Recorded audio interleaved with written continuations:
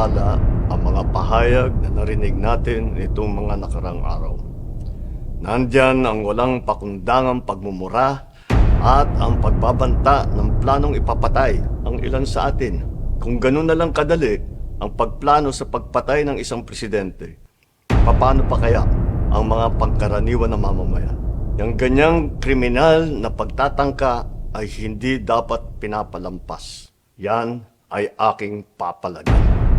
As a democratic country, we need to uphold the rule of law.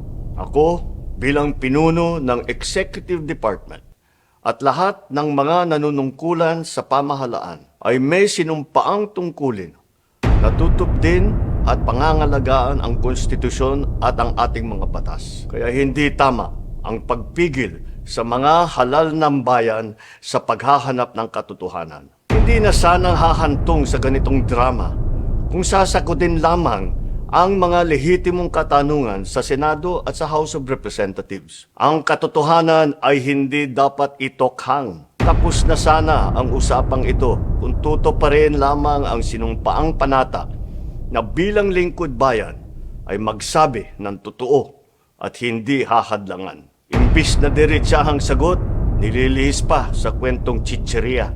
Hangad ko na matuldukan na itong mga pangyayaring ito sa parang matiwasay at magdadala sa atin sa katotohanan. 12 taon din ako nanungkulan sa magkaparehong kamara ng Kongreso. Batid ko ang kapangyarihan iginawad sa kanila ng taong bayan at ng ating konstitusyon. Dahil dito, iginagalang ko ang kanilang gawain bilang isang independenteng sangay ng ating republika. Kahit ang buong executive branch, lahat ng mga ahensya, ay hindi nakakaligtas at parating sumasailalim sa kanilang masusing pagsusuri. Bilang isang bansa, marami tayong mga paghamon na dapat harapin at mga suliraning dapat bigyan ng lunas. Sa kabila ng mga pambabatikos, nakatuon ang aking pansin sa pamamahala.